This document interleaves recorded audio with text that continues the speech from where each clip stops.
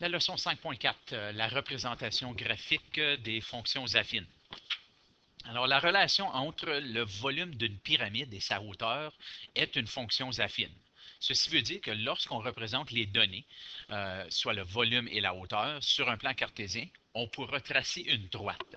Remarque que l'aire de la base, dans ce cas ici, ne change pas. Alors, on voit que j'ai 5 différentes pyramides ici. La base est toujours 9 cm². Et je change la hauteur. Alors ici, la hauteur est 1 cm, 2 cm, 3, 4 et 5.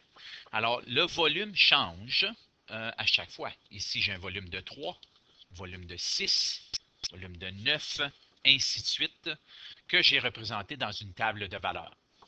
Alors, la table de valeurs suivante représente le volume, qui est la variable dépendante, en autres mots, c'est Y, et la hauteur, qui est la variable indépendante, ou X. Le volume augmente de façon affine lorsque la hauteur augmente. Alors, au fur et à mesure qu'on augmente la hauteur de 1, le volume augmente de 3, ce qu'on voit ici. Ça, vous allez voir dans le prochain chapitre, qu'on appelle ça les premières différences ou le taux de variation. OK. Je vais juste effacer ça, comme ça. Et voilà, on va enlever ça. Puis, je reviens ici. Bon, OK, alors on avait dit que ça c'est X, puis ça c'est Y. Alors, lorsque la hauteur augmente de 1 cm, on voit que le volume augmente de 3 cm3. On peut relier les points à l'aide d'une droite. Alors, excusez-moi, les droites ou les points ou les coordonnées, ici, ça serait 1,3, 2,6, 3,9, 4,12 et 5,15.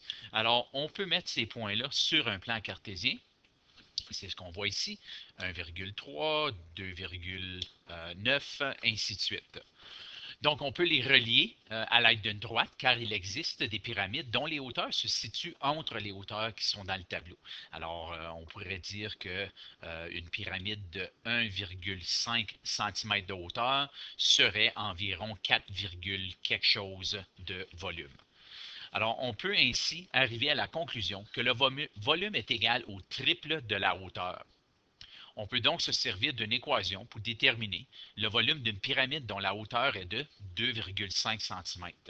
Alors, tout ce qu'on aura à faire, c'est calculer le volume sera 3 fois 2,5. Puis ça, évidemment, c'est pour des pyramides dont la base a une aire de 9 cm². Ceci, ça devrait être un carré. La hauteur de 2,5 cm, c'est égal à 7,5 cm3. Alors, c'est là qu'est supposé d'aller mon cube. Alors, j'ai un exemple ici. La température de l'air varie en fonction de l'altitude. Alors, si à une altitude de 0, à une hauteur de 0 mètre, la température est 16 degrés Celsius. À 2000 mètres, la température a diminué de 4 degrés Celsius. Alors, lorsqu'on augmente l'altitude, lorsqu'on monte jusqu'à 2000 mètres, la température descend de 4 degrés Celsius. Alors ici, je sais que ça va être encore 4 degrés Celsius. Alors, qu'est-ce qui me manque ici? C'est un plus 2000. Alors, ceci, ça va être 4000, 6000.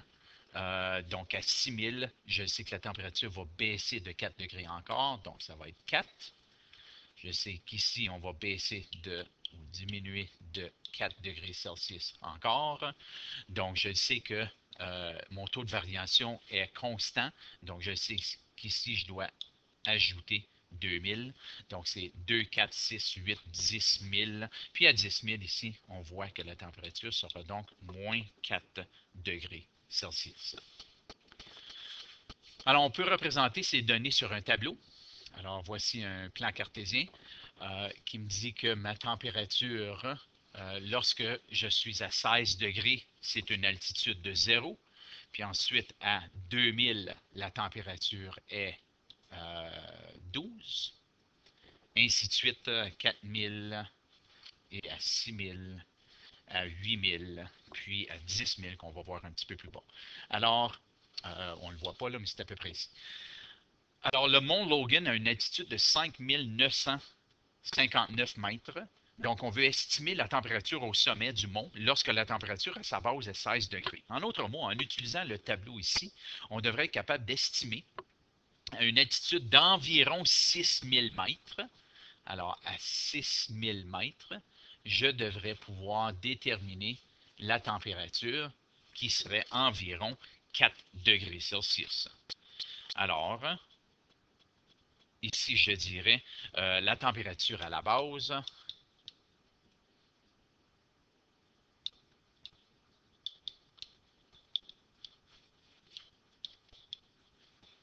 Puis je ne vais pas tout écrire. Là. À la base du mont Logan est 16 degrés Celsius. Au sommet, donc à 5959, la température serait environ 4 degrés Celsius. OK, alors à la page 177 et 179, il y a des problèmes à pratiquer en utilisant des tableaux semblables à celui-ci.